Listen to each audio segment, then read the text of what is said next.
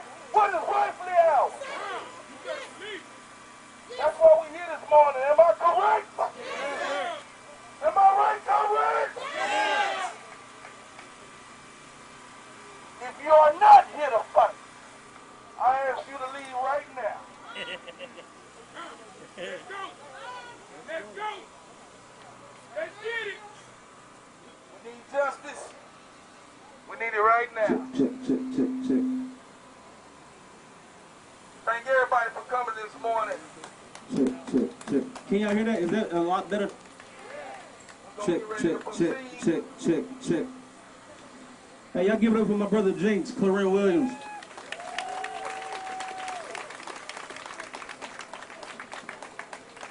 All right, next we're gonna have the family of is it Adrian Berner? Barnes. Adrian Barnes, also from San Antonio. Correct. I'm going to take my mask off because I would like y'all to hear me clearly.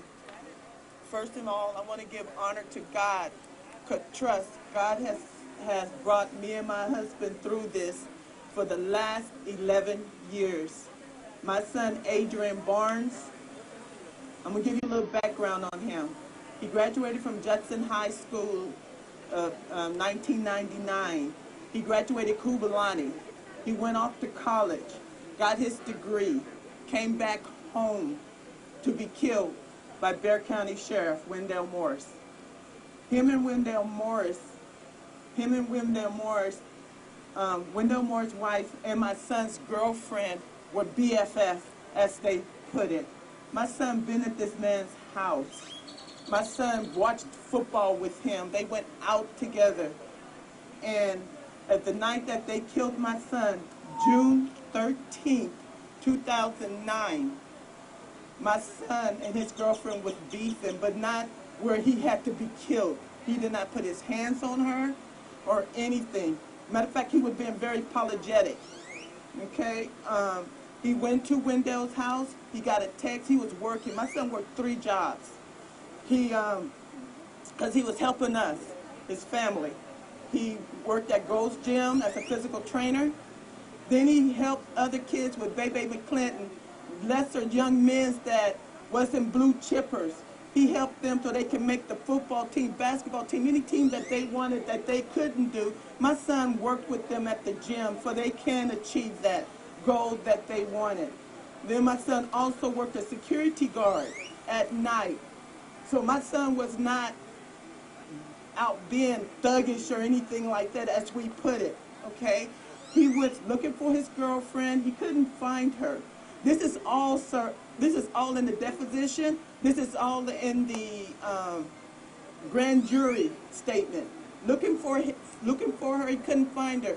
He decided he was just going to call it a night at his job and go home. He got a text. At 2:45 in the morning, he was pronounced dead. According to Wendell Moore's deposition, my son came up there. The girlfriend was up the street with another man, his girlfriend. She saw my son come. She saw my son drive by. My son was saying, "Where is she?" Her BFF was being very aggressive to him. He was never aggressive. This is what the Bexar County Sheriff said in his deposition. My son was never aggressive. He told my son, leave. My son got in his car, drove up in the driveway because they had like a steep hill, came down to turn around. His wife said, "What the F you're going to do?" He went down in the middle of the street and shot my son through the glass as my son is driving off, okay? Susan Reed felt that it was justifiable homicide.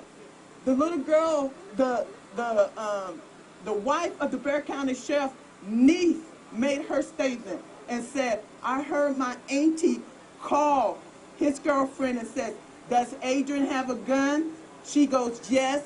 Told them where the gun was. They planted the gun.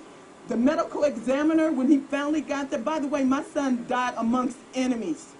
They said they put 5 bullets down his back. If you look at the car, Wendell Morris emptied his clip out. My son never got a chance to even hold his gun. By the way, also, he was licensed to carry a gun. And remember, I told you he was working security when he left for that night, okay?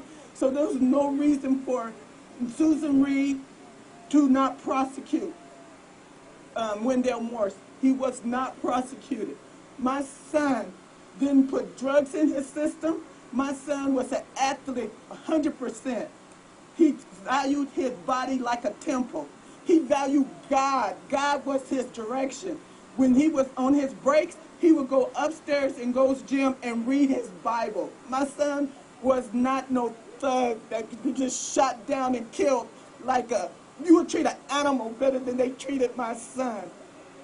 And, well, I've been fighting this 11 years, y'all.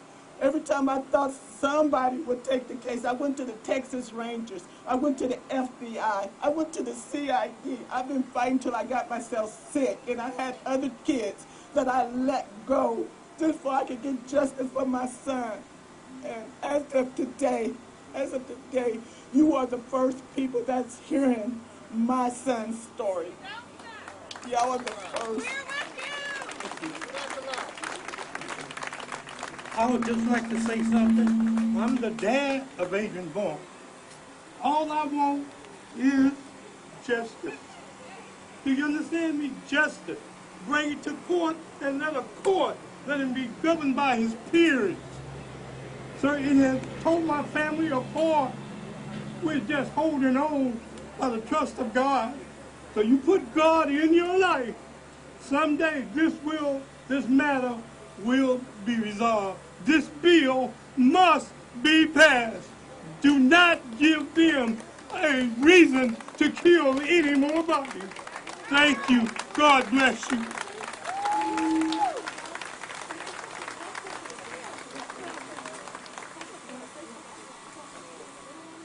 I want to thank them so much.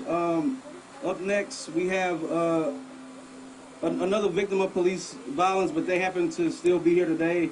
Another victim of the May 31st shenanigans with APD, Sydney. Want to come on up? And again, thank you for being here.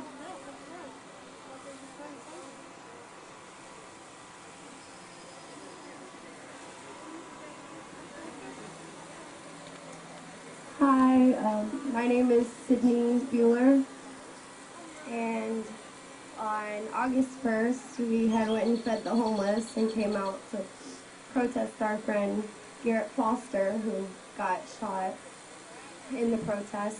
And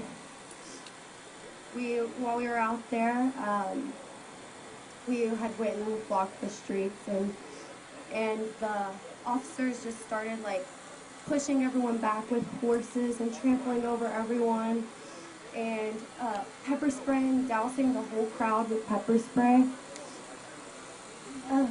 Sorry. And when they did that, I saw a girl get doused in pepper spray, and it made me so upset. I just turned and like yelled at them, like, what's going on? Like, and that's whenever they said, all right, we're arresting this one. I was the only one arrested at that point, and they took me into the middle of the street, and they threw me on the ground, and 3 officers kneeled on my neck and my back. And I remember I couldn't breathe, and I felt like my wrist was breaking, and I kept saying, I can't breathe, you're breaking my wrist. And they just kept yelling over me, stop resisting arrest, stop resisting arrest. But there were 3 officers, and then a 4th one, like, right over me. So there was no way that, I mean, I'm only like 5'7", and 140 pounds, like, there was no way that I was resisting arrest. And then I remember them picking me up off the ground and saying, we got a female, we don't have enough time for a female officer. And then I just went blank, like, I was like, I need a female, I need a female, I need a female. And I just kept repeating it, and finally a female officer came in front of me.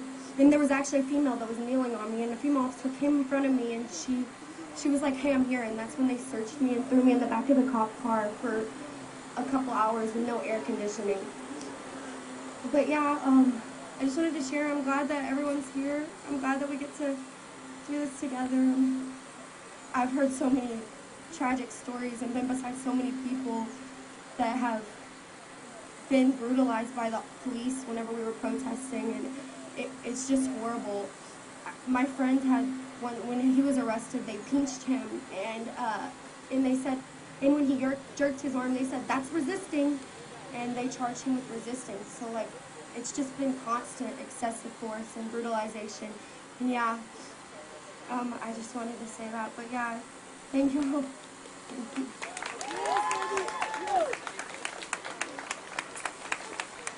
Thank you so much for being here, Sydney. So last, before we get to my good friend Sharice Carter, who's a black female artist here, you gotta have music a part of the movement. That's just how that go. So my brother here, Jinx, and stop me if I'm lying. His brother behind him, who we call Lawrence Pickle Parrish, is one of the few victims of police violence that actually lives to see the next day. Yes. Lawrence was shot over 9 times, and the police said that he shot at them first, which later came out to be undeniably, categorically untrue. And I'm proud to say that AJC, correctly, stop me if I'm lying, was one of the few and only organizations that stood up in support of the Pickle family and the Jinx. And I'm glad that he actually beat that case. That's something that doesn't normally happen. But there's still restitution that needs to happen in that case. It's a lot of things that need to happen in that case. And Jinx, one of my good friends, my brothers in this movement, my conscience, at the end of the day, at the end of a long day is here. And I'm glad to have him here and speak to y'all for a few.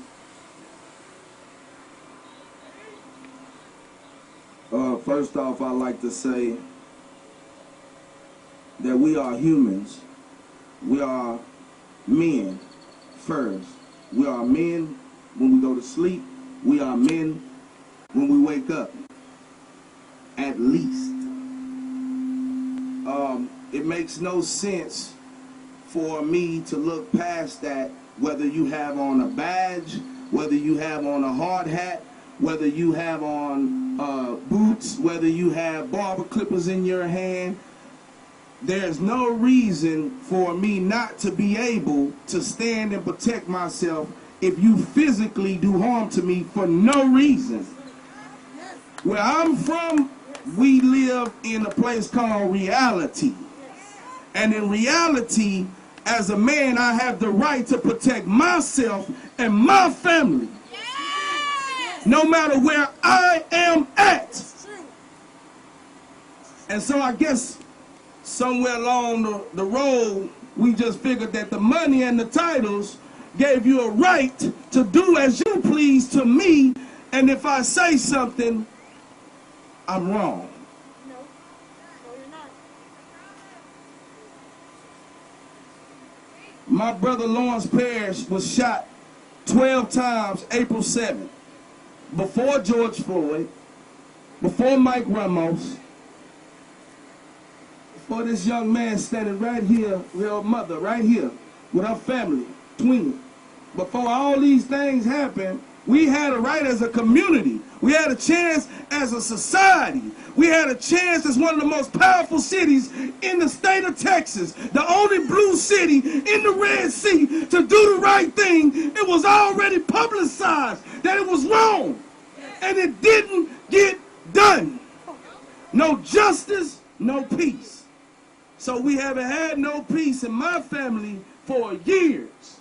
We've been homeless and distraught and destroyed and manipulated and lied to for years. Our titles and everything that we work for, our identity of our ancestors was stolen, and then we were broken apart for years.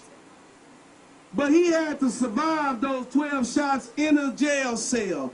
34 hours after he was shot, maybe less than that, wasn't even through healing, wasn't even stitched up properly. He had to spend 2 years healing in a place where you basically get the lowest health care or the lowest treatment in the world. Where they put you in one room, the small as a bathroom for years, for being out of compliance.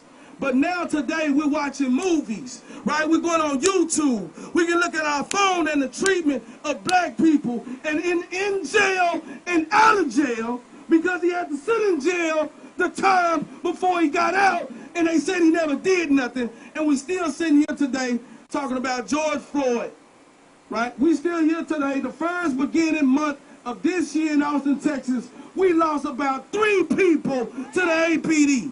Not even the first week of this, not even the first week of this year.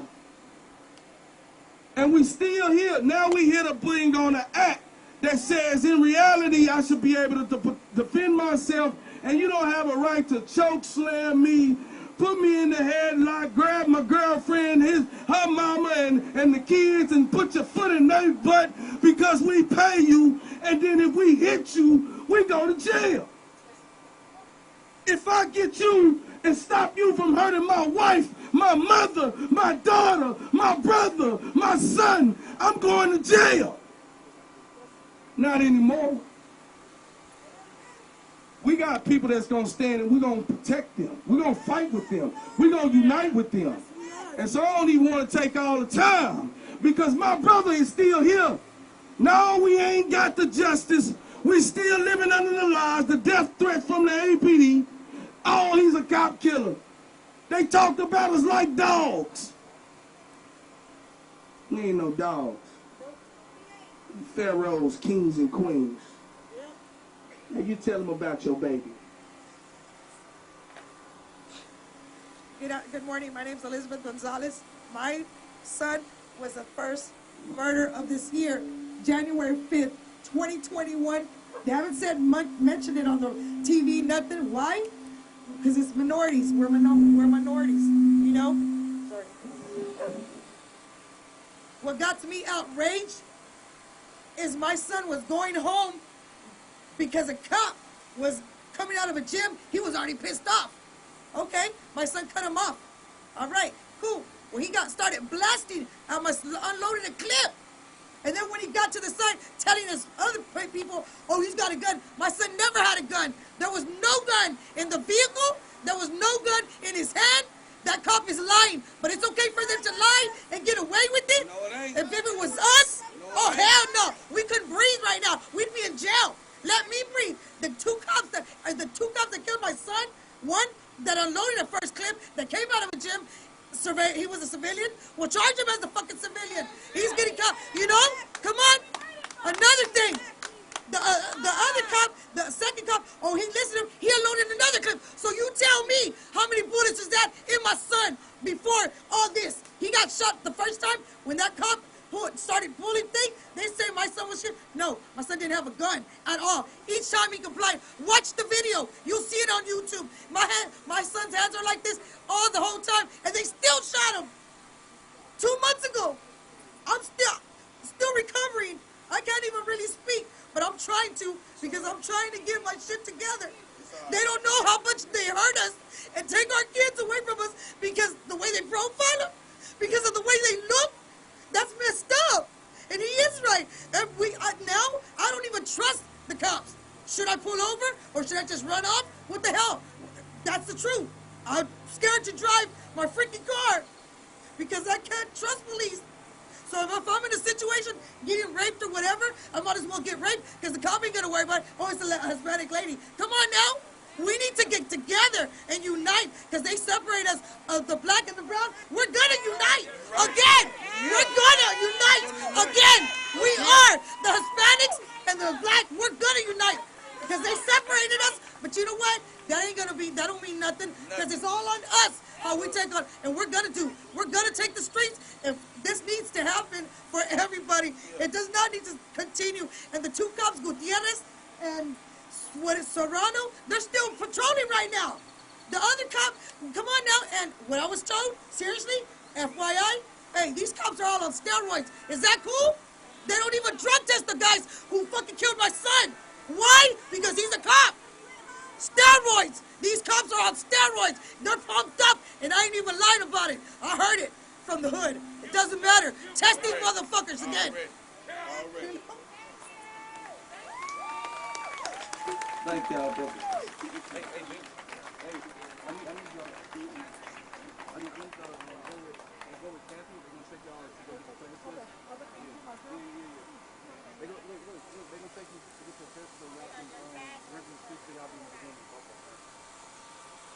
Y'all give it up one more time for Ms. Gonzalez.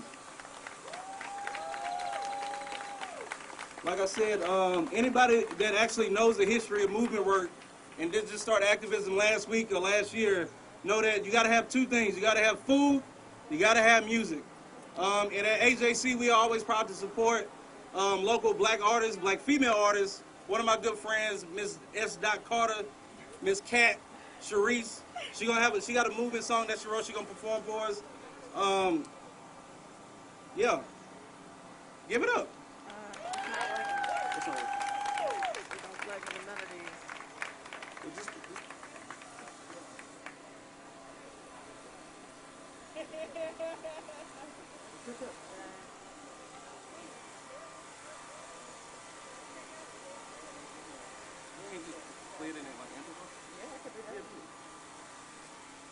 How y'all doing? I'm Kat. Quick question for you, Kat. There's one part I can't remember everything what you say, and it's... I'm not doing nothing. Okay, cool. Me and this guy, we perform all the time together. And I have a song that I made specifically for George Floyd. I'm not going to do it today because I say, F those racist police. And we need to keep it clean. But I wanted to lift our spirits today. I'm having some technical difficulties, so I'm going to play the music through this, and hopefully y'all can feel me just the same.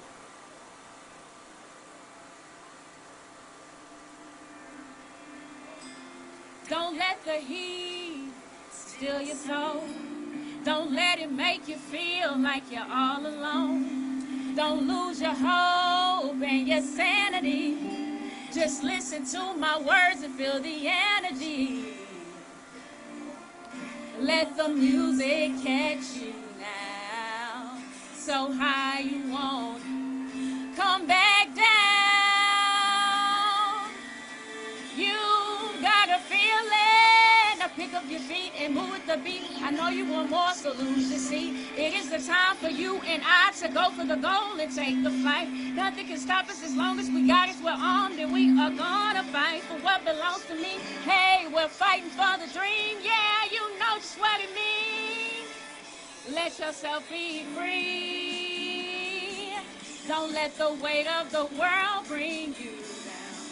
You know you gotta believe. Just take a stand, make a plan, it's your time. Don't let the heat kill your spirit. Don't let it make you feel like you're alone and useless. Just let the heat take control of you. Just know this is your test. You gotta be ready. Push it through, yeah. Come on. Don't let the weight of the world bring you down. You know you got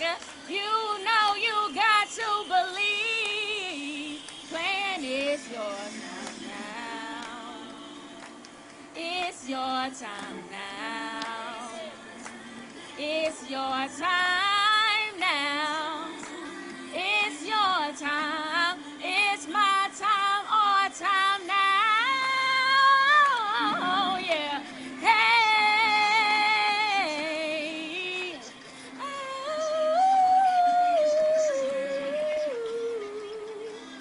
For what belongs to me, hey, we're fighting for the dream. Yeah, you know just what it means. Yeah. Thank y'all. Sorry about the sound, but I hope y'all felt it just the same. I think it's my job as an artist to come and lift spirits, you know, and so I want to be a tool to the community. I want to be here, and I appreciate you, agency, for having me. And my heart goes out to all these families. I'm sorry I'm so emotional because this has been a roller coaster today, you hear me? So that's all. Thank you. Great, thank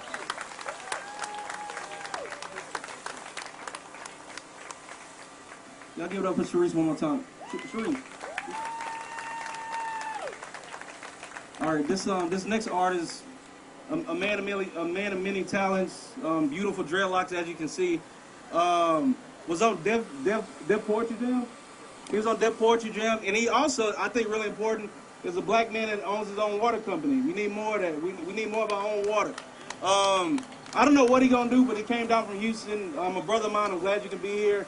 He's been in the movement for a while, so I'm just glad for you to be here and bless the mic. How y'all doing? Say how y'all doing? My name is AJ McQueen. I was sitting with one of the elders probably like a week ago, and what I admire about sitting with them is the experience, you know, like the things that they've lived through. And then while talking to me, he has so much optimism in his eyes, you know, like and he said something about he said, you know, young brother, a change gonna come. But one thing that I've learned about change just from observation is, like, you know how, like, when you go to a gas station, what have you, go to a store, you can't get change without giving something, right? Like, you can't, it's impossible to get change without something in exchange. So what I want us to think about is, what are we willing to give in order to get the change that we're requiring? You know, I'm from St. Louis, Missouri, so if you know anything about St. Louis, we lived through a lot of things. One, poverty, one, gang violence, drugs, and then, you know, on a worldwide scale, Mike Brown, you know, I was right there front line, so rest in peace Mike Brown, rest in peace to my good friend Darren Seals, rest in peace to Edward Crawford, rest in peace to these people, right, to these brothers. But in order for us to get change, we have to give something. So I wrote something a while ago. It's actually called 846. And not only am I an artist, I'm an entrepreneur, but I'm also a poet as well. I started a water company because I believe that in order for us to get the change we want to see, we have to create systems, right? Like, we can stand outside all day and talk about how much change we need, but we have to create things that combat the system that we don't like. So I challenge you, you know, God gave us purposes way before he created us, right? So we have a purpose inside of us, and I believe that we activate that purpose. That's one of the things that we can use to combat these systems that we don't like, you know. So listen to this.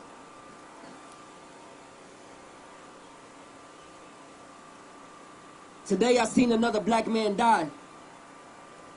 We wasn't friends, we wasn't kin, but we shared the same skin, same blend, same melanin. His a little darker, same color marker, skin too bold for these white pages. They terrorize us and they call us dangerous. They give us violence and they give us cages. This ain't no mind thing, y'all just do that blind thing. See, I'm just trying to shine, king, but I ain't trying to end up on Shine King. We fed up, but y'all ain't hearing. See, we been trying to keep it civil when y'all play Karen. We about to rise up. Muslims loose them ties up. Christians put them ties up, because these young soldiers gonna need bond money. See, our communities need immunity. Blood, Crip, GD, BD, now we need unity. See, we fighting for justice, because really this is just us. See, they trying to suppress us, but God done blessed us. Even when they arrest us, we still free. They trying to distort our vision, but we still see. See, we ain't scared of dark hearts, no, they don't frighten us. You call us dark, but then you beg for us to lighten up. But we gonna unify, it's time to tighten up. Change, please. See, I'm not talking about nickels or quarters, I'm talking about mothers and fathers. Change, please. See, I'm not talking about fives or ones, I'm talking about daughters and sons. Reach down in that pocket of your heart and go into the wallet of your soul and pull out change. I'm not talking about silver and gold, because see, a soul costs more than a bankroll. Change, please. Change, please, like heads or tails. Father, stop chasing head and tail and head back to your home and head and tell your kids that they the head and not the tail. Change, please. Sisters, change, please. Brothers, change, please. Again, the only way we can get change, we have to give something. Me, I'm willing to give my life, I'm willing to give my voice, I'm willing to die for a cause that's bigger than me, because it's bigger than all of us, right? But even our counterparts, even if you're not black, if you're not brown, one, we appreciate everybody for being out here in unity, because we need more solidarity, right? But after this, what are we going to do about it? After this, what are you willing to go create? When you get back home to your phone, to your desk, to your family, what are you willing to say, you know what, this is what I can do better, this is what I can offer. This is what I can give in order to get the change that we need. Again, my name is AJ McQueen. Thank you. You can follow me on Instagram, AJ McQueen. I have a book out and all the other stuff. Thank you.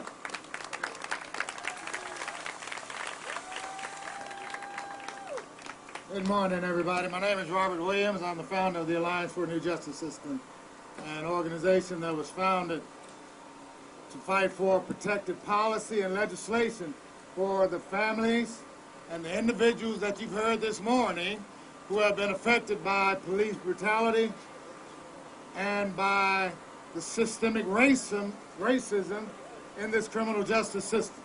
You've heard from those families and those individuals. Now we want you to hear from some of the activists and the advocates who are fighting for these families and these individuals. First off, we have Dr. Frederick Douglass Haynes, and trust me, he is as powerful as the one that is named after. Come on up, Doc.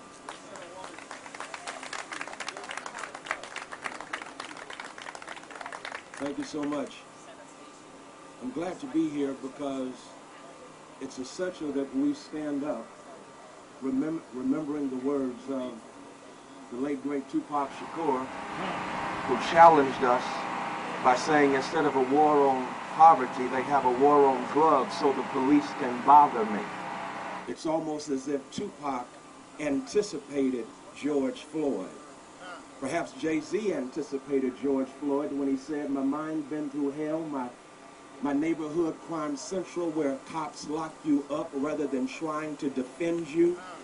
Both Jay-Z and Tupac remind all of us that the sad reality is the weaponizing of black bodies in this nation makes possible what happened to George Floyd.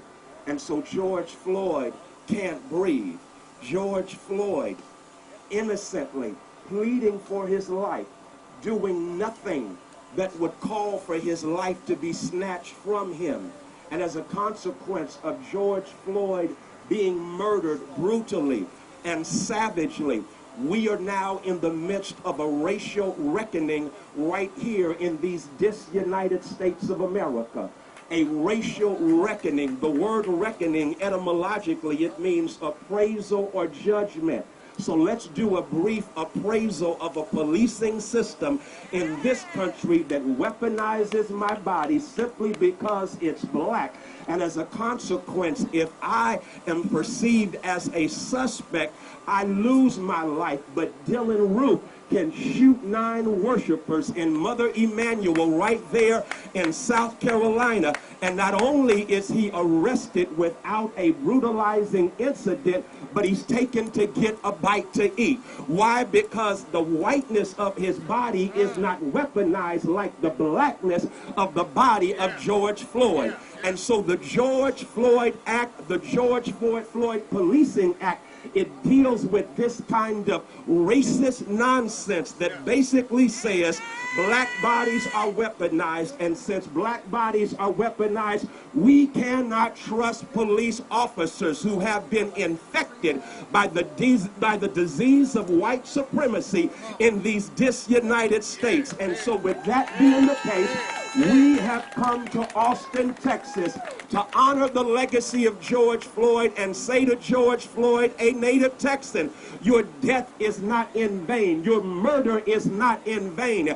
And we are going to transform his tragic murder into a transformational movement, because that's what we do. We transform senseless death into a transformational movement. That's what happened to Emmett Till. Emmett Till, inspired through his casket being remained open by his beloved mother. But Rosa Parks said she remained seated there in Montgomery because she was inspired by the courage of the mother of Emmett Till, because a senseless death became a transformational movement. And the next thing you know, we had the Montgomery Bus Boycott. I guess y'all didn't get that, so I got to give you another one. Y'all do know that Schwerner, Goodman, and Cheney got killed at Freedom Summer in Mississippi in 1964, but it was their senseless death as they went to fight for voting rights there in Mississippi that set in motion what became the march from Selma to Montgomery. And Selma to Montgomery resulted in the Voting Rights Act, because just because you get killed senselessly, it does not mean that's the end.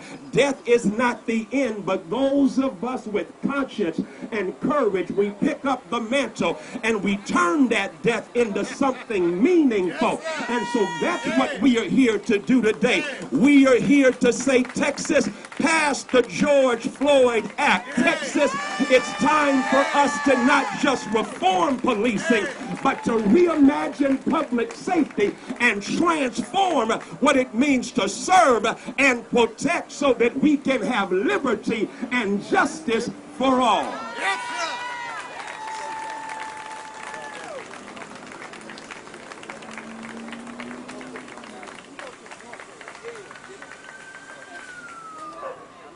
Now you hear from Kathy Mitchell to do a little housekeeping for you guys to get you inside the building. Kathy Mitchell is the Executive Director of Just Liberty, one of the most powerful lobbyists we have here in Austin. I don't know about that second part, but there is an important aspect of organizing people power, and that is housekeeping. And I am here to talk housekeeping. I need a show of hands. Does anyone have our name tag clipboards? Name tag clipboards.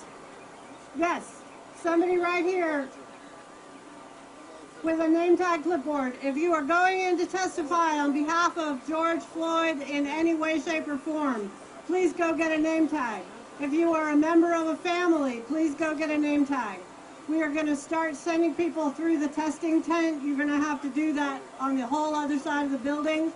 And also, if you are a family member, we are trying to get family registered first. So please, you're going to go into the building and you're going to register at the kiosk for the bill. There are volunteers here who can help you do that. If you are not family, please go ahead and hold off on registering to speak so that when the list is brought up, the families are at the top. So that is my housekeeping. Now on Robert to the next person. Thank you, Kathy. Thank you, Kathy. Now one of our most powerful activists in the greater Houston area, the president of the Alliance for a New Justice System, Ms. Coretta Brown.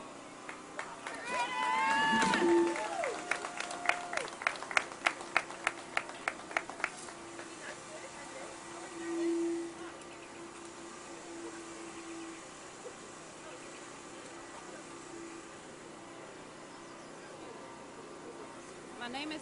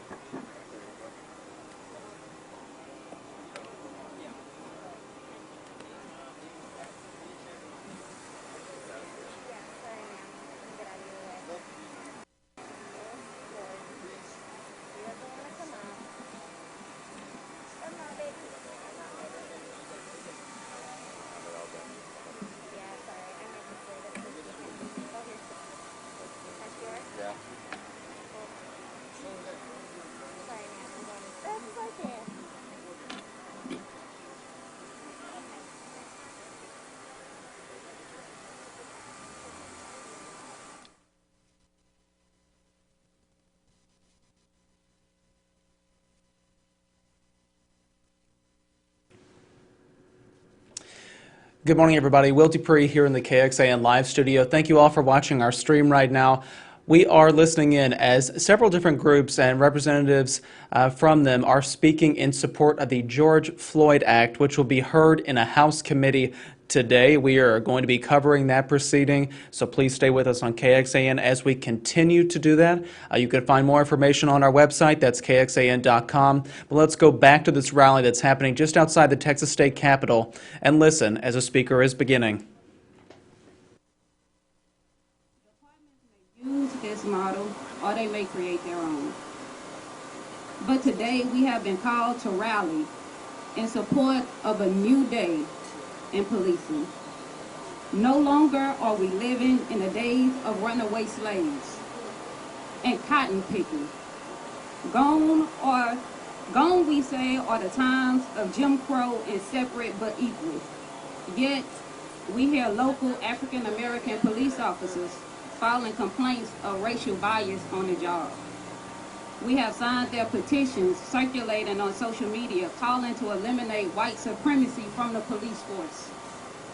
We see officers shooting victims in the back and sexually assaulting women during traffic encounters. We see them using chokeholds to take the lives of people well before their time. We hear the problem, and we offer a solution. The George Floyd Act and HB 830 is not about taking power to serve and protect from law enforcement, but it is about public safety and accountability. We all deserve to feel safe when we are at work. We all deserve to go about our daily tasks, worship at church, barbecue at the park, or even when we have been accused of a crime. We deserve to feel safe. The police must end the practice of arresting drivers and pedestrians for minor Class C infractions, with the exception of assault and public intoxication. Accountability in ending qualified immunity reaches further than our police officers. Think of your loved one incarcerated in TDCJ or the county jail. How many times have they been beaten and abused by dirty cops? How many times have you had to call a unit on your loved one's behalf because a correctional officer got out of line? I remember seeing a TDCJ lieutenant slam a black 8-month pregnant mother on the ground. And let me just say this, because if you just thought to yourself or out loud, what did she do? You are part of the problem too. Instead of asking what did she do, ask me if the baby survived. We need our state reps and senators to pass House Bill 88, the George Floyd Act, and House Bill 830. Our citizens need relief from the shackles that bound our ancestors in fear and created a toxic society which feeds off the most vulnerable. If you are watching this, we need you to take note and take action. We need you to tell your state rep to support the George Floyd Act, because we have a right to breathe.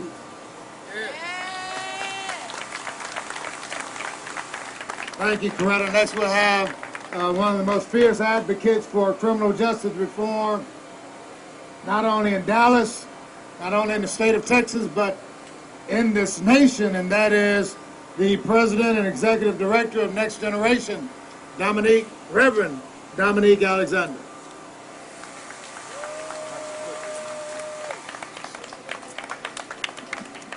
How y'all doing today? Today we assemble on this state capitol to do something that the state legislature should have been doing long before.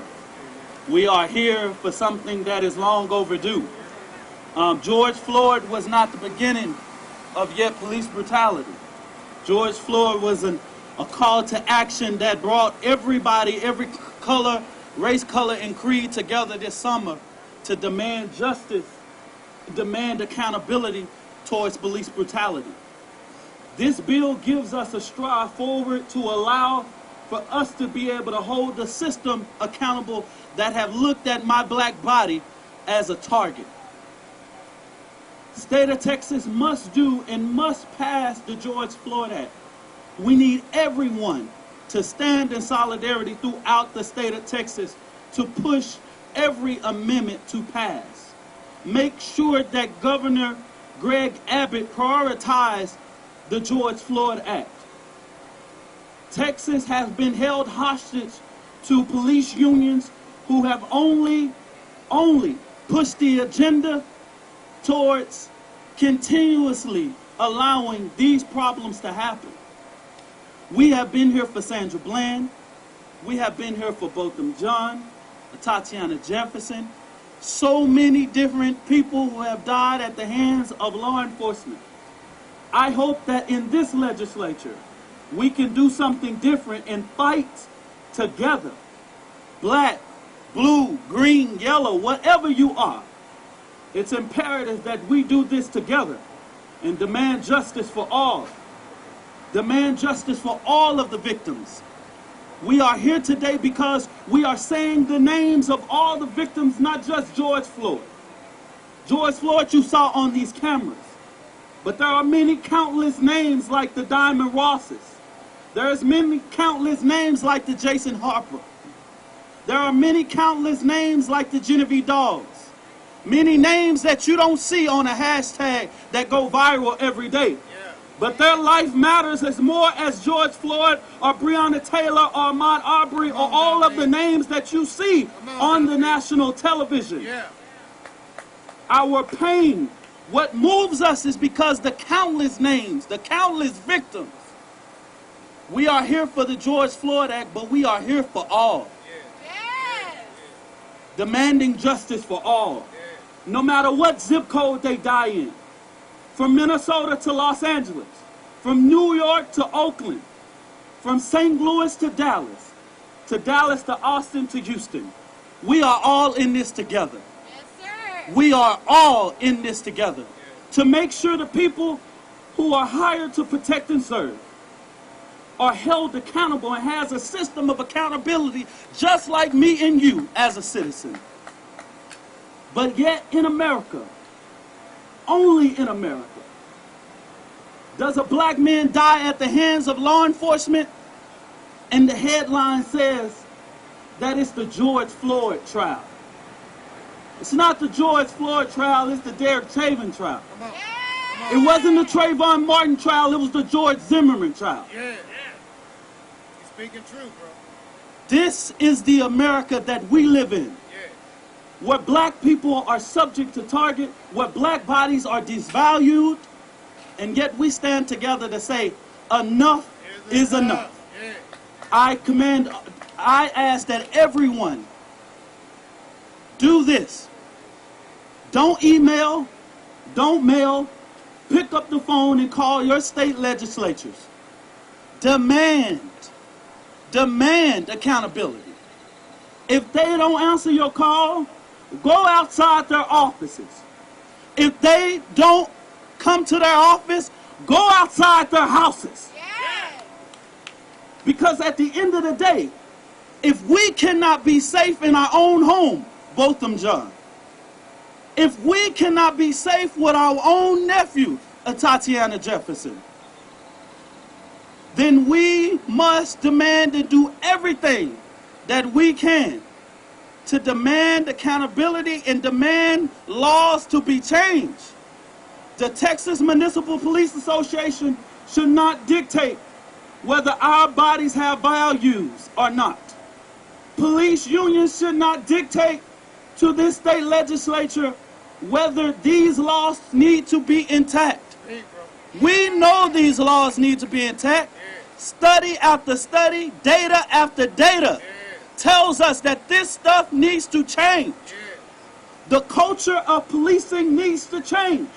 And the only way that the culture of policing change is that black, brown, and blue and everybody, every race, color, and creed, sexual orientation, no matter what it is, stand together and say, enough is enough.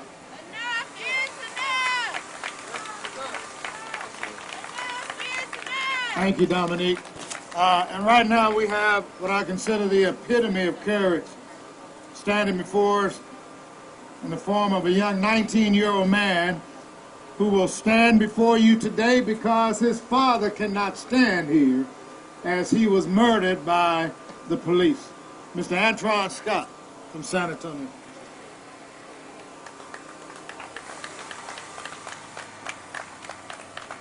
Hi guys, thank you it's an honor to be here. My name is Antron Scott Jr.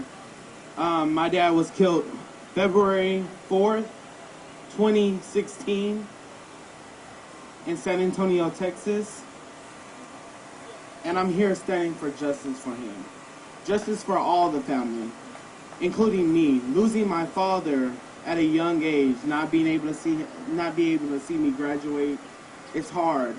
having that picture in your mind of your father breathless on the ground. Or to say, officer, I feared for my life. You fear for your life. You fear for your life. My father was 6'3". You fear for your life because he was black. You fear for your life because you were unarmed. He was unarmed. So really, tell me how you fear for your life. You fear for your life because you felt like we had more authority over you. You fear for your life because we're blacker than you, to say. We're better than you, to say. I'm coming at peace. I come to the realization that the fight is not going to be over until we all come together. The fight is not over. A settlement could never bring the life of my father back. Put a price tag on someone's life for your wrongdoing. My father's been gone 5 years.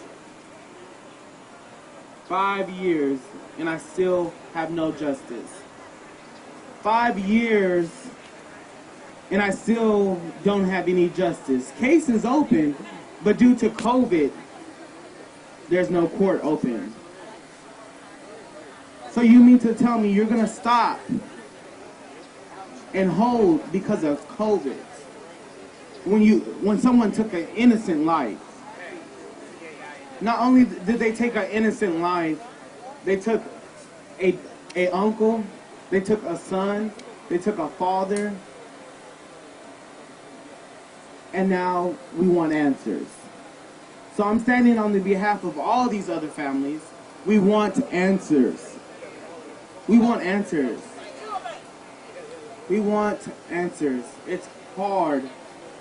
It's hard for those families. It's hard. I'm standing in the front lines, fighting, all in San Antonio. Been helping with rallies and stuff. I've been fighting and continue to fight. I just want the fight, and I just want Anthony Scott heard. I want Marquis Jones heard. I want Charles Roundtree heard. I want those names heard. I need those names heard now because they're important. We can't get those lives back. We have to fight. George Floyd's name heard. Repetitively. It's hard not knowing, okay, am I next?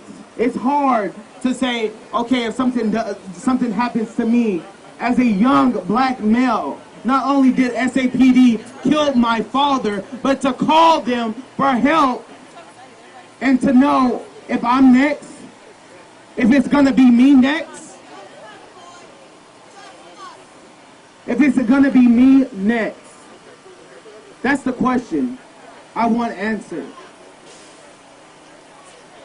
I sat there and prayed and watched case close after close. I want all cases to be open. And just right before the officer last year was going to get indicted, he was found dead in his home. Where is my justice at?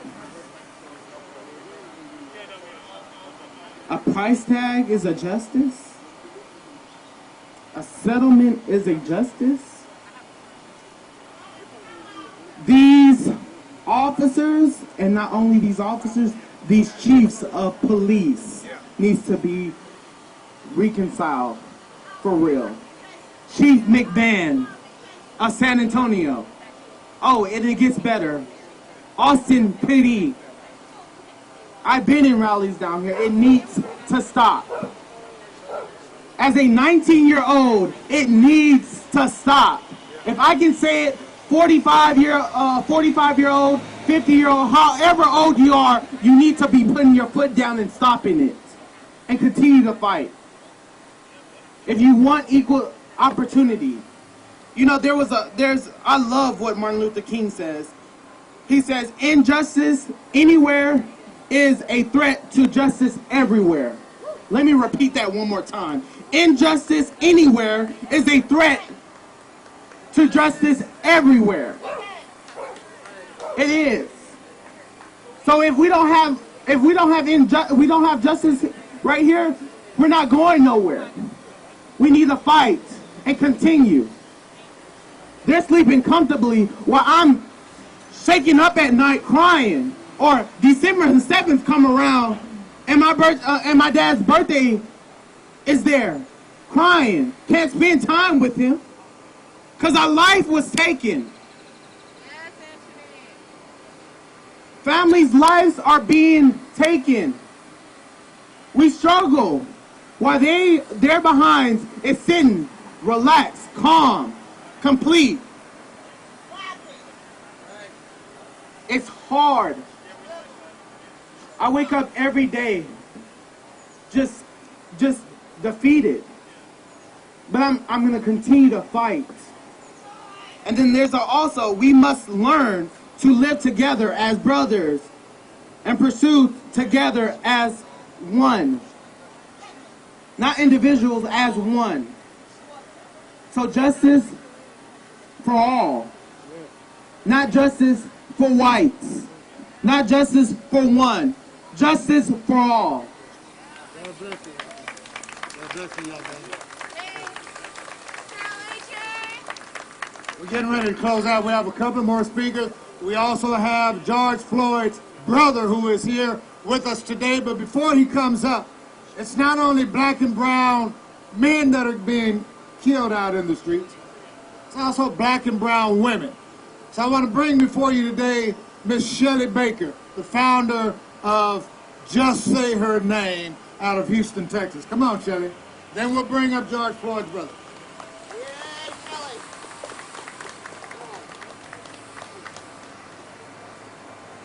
Good morning.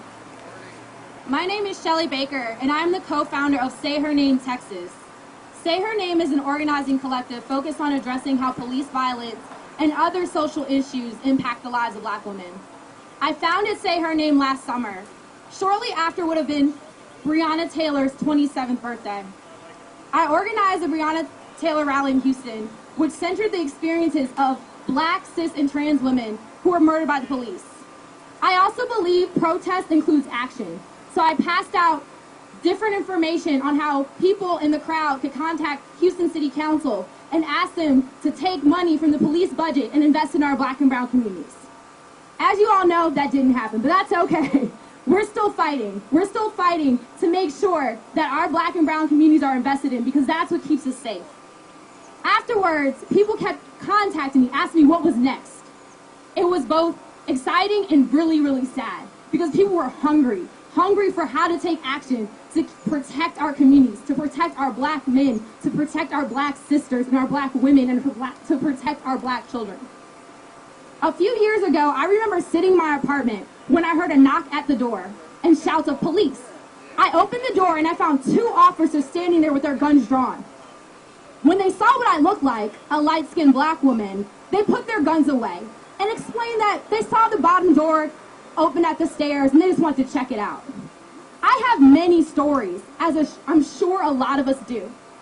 But I know I'm considered lucky because we live in a world where it's a privilege to have encounters with the law enforcement and escape with their life. Since 2015, over 1,200 black people have been shot and killed by the police. In just my short adult life, I'll be 29 in April, I have seen us demand action to prevent another Sandra Bland, Mike Brown, Breonna Taylor, Ayanna Dior, Atiana Jefferson, and the list goes on and on. Again and again, our cries for justice have been dismissed. But today is not that day. We deserve safe communities, communities where law enforcement are held accountable for misconduct.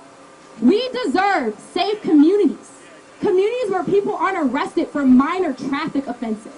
And we deserve safe communities, communities where everyone can safely interact with law enforcement without the threat of brutal, deadly force. Our punitive justice system is fundamentally flawed. We must acknowledge, imagine, and implement a better system of justice. And we demand just mechanisms for keeping everyone in our community safe, at home, and alive. We cannot replace the number of Black lives to the carceral state, but we can act to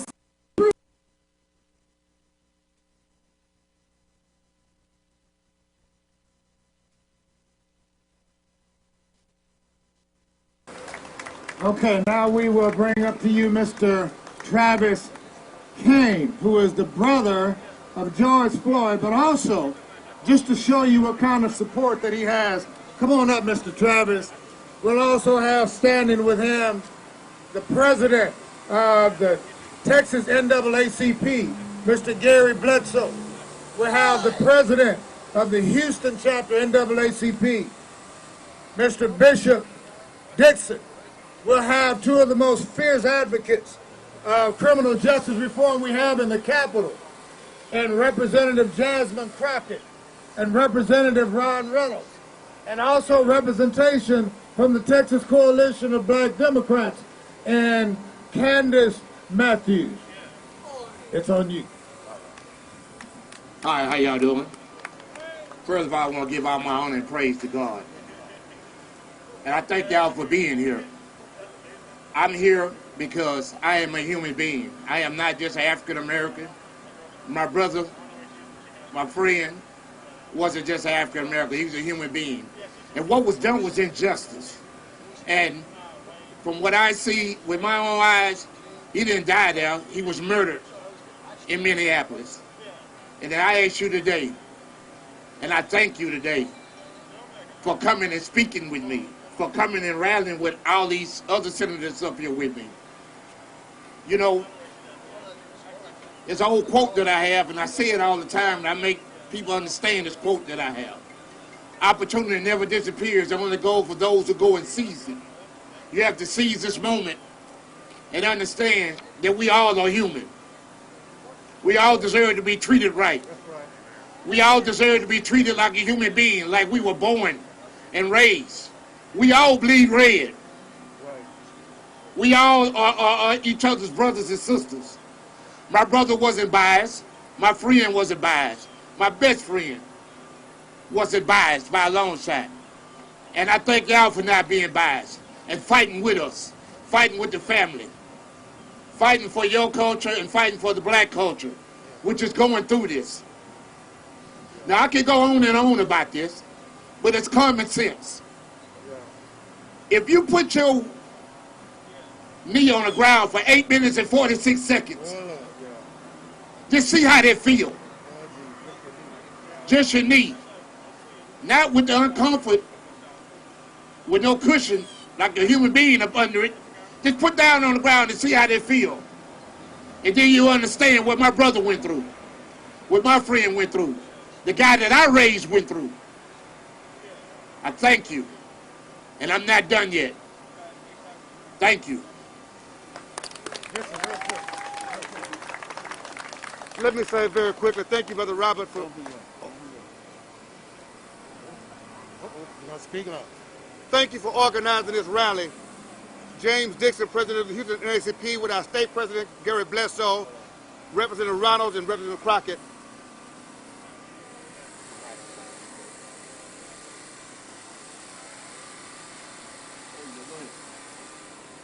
Thank you so very much. Thank you, Brother Robert, for organizing this rally. To our State President, Gary Bledsoe, Representative Reynolds, Representative Crockett, and all of us who are standing here today with the Floyd family. The bottom line is this. When you see what happened to George Floyd, you see 400 years of the knee of an oppressive nation on the neck of a people. The symbol that we saw was the symbol of 400 years of the weight of oppression on the knee of the neck of black and brown people and women and others in this nation. And today, this legislature, this elected body has the opportunity to do what is right, just, and honorable. And anyone who votes against the George Floyd Act or tries to water it down becomes complicit in the murder of George Floyd. And we will hold those people accountable. We will march in front of their offices, in front of their homes, and lift up the message that if you vote against this act, you vote against decency and humanity, and you don't deserve to represent Texas or anyone else in America. You will be held accountable because you are complicit. And you are saying that what happened to George Floyd, you agree with. Vote, vote to pass the George Floyd Act and do it today. Well, I'm getting ready to go up to the hearing, but we have Indiana who's going to close it out for us. Come on, Indiana. Real quick, baby. All right, I'll be real quick. I'm not a congressperson. I'm not a any of that. I'm actually. Oh, let me see. Okay, nope. Let's see. You have to speak loud if it don't come on. Okay. All right, I can talk real loud. Just shout. All right. I would like to thank all those who are fighting for the George Floyd Act, and I'm happy to see it happen. I'm one of those protesters you saw this summer. I'm an activist, organizer, person that's been in the street for the last year, fighting for this, fighting because her daddy changed the world, is what we said. Her daddy did change the world, and I'm so happy to see that this is a brick in the wall that we are going to break down.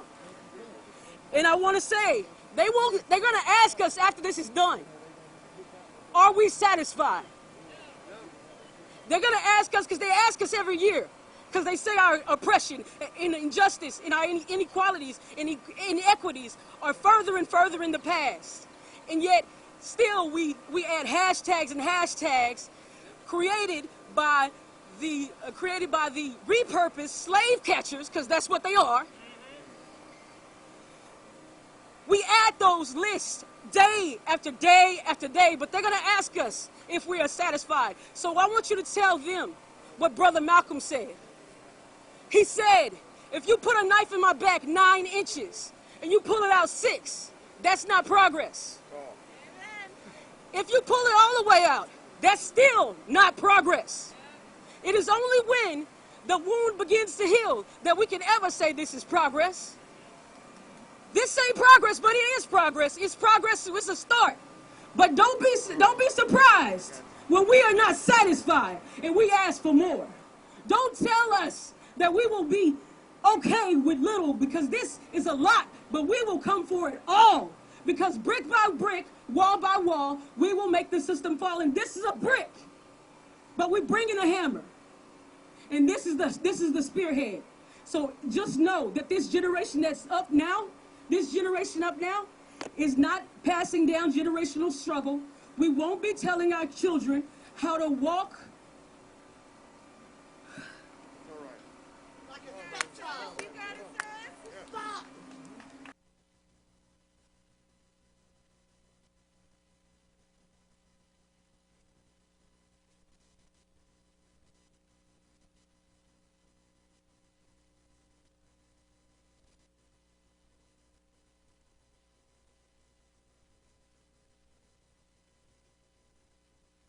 Happen if this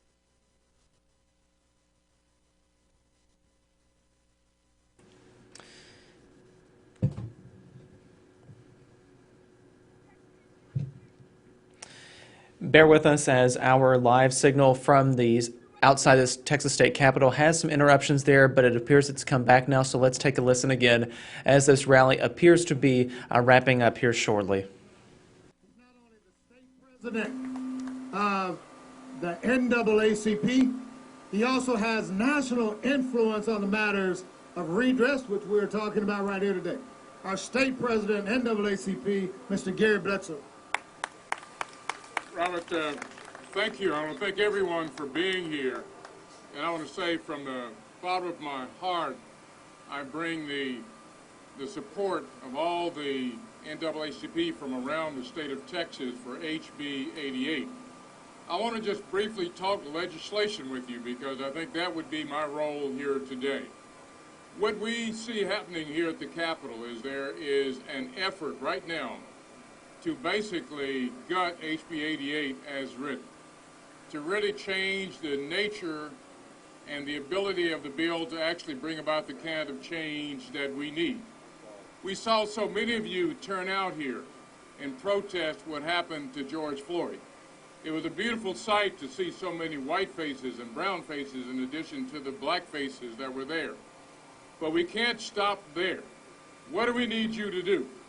We need you to weigh in on HB 88. We need you to go to Texas Legislature online and file your support for the bill. We need you to send your written testimony to the chairman of the Homeland Security Committee, James White, but also to the Legislative Black Caucus, to both the chair, Nicole Collier, and the vice chair, Ron Reynolds, so that they'll have information that'll be made part of the record. And we need you to be here. Now, what else do we need you to do? What we're going to need to have here to make sure that this bill passes, we've got to have Republican support. That's the nature of the legislature and the way that it is. And we can't change that. You're going to have 76 votes. We have 67 Democratic votes. So we're going to need to be able to get other people to come over. So we need you to weigh in. We need you to send letters to the Speaker of the House. We need you to come down here and go and meet with the Republican officials. We need you to call your friends, to reach out to people in your church and your community organizations.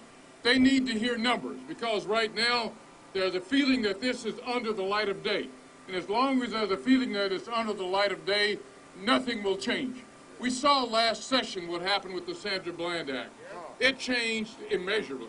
It was not the same bill at the time that it passed. If we really want to bring about change, it's important for us to be out in public and to show our concern. But we've got to get over there in the legislative process and not let this be done. When I was a young person here at the University of Texas, we saw these types of killings of African Americans that occurred. I know how afraid I was, whether it was in Austin or Houston or what have you. Those kinds of things happen. Well, whether you're talking about the Santos Rodriguez or Sammy Gomez or Michael Ramos here today in Austin, and we talk about all the other incidents, whether we're talking about Bottom Jean or those cases.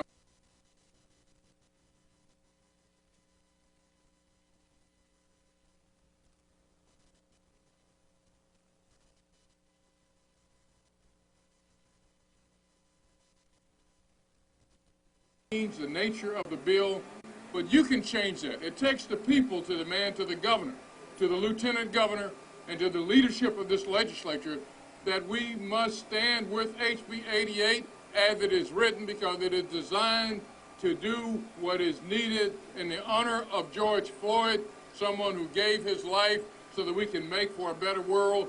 So please, stand up, come out, be present, send your written communications, and be part of the process, so when people say that the George Floyd Act was voted upon, we have an act that we can be proud of that'll really make change. Thank you.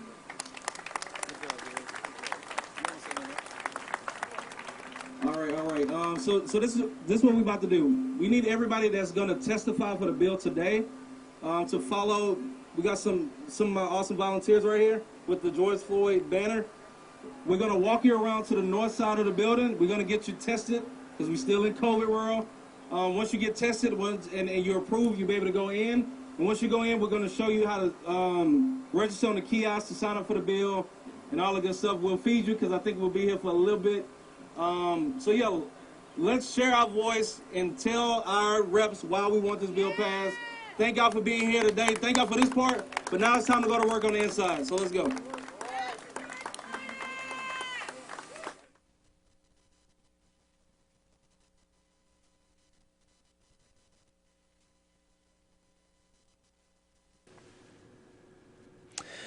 And good morning to you all again. Will Dupree in the KXAN live studio. Thanks for sticking with us as we've carried this entire rally to support the George Floyd Act, which is being considered in the House, the Texas State House of Representatives, today in a hearing. So that's where a lot of the people who are gathered at this rally are now going to be able to testify at that committee hearing. So we will continue to cover this throughout the day. You can find our coverage at KXAN.com and on the KXAN News app right on your smartphone. So please download that if you've not done so already.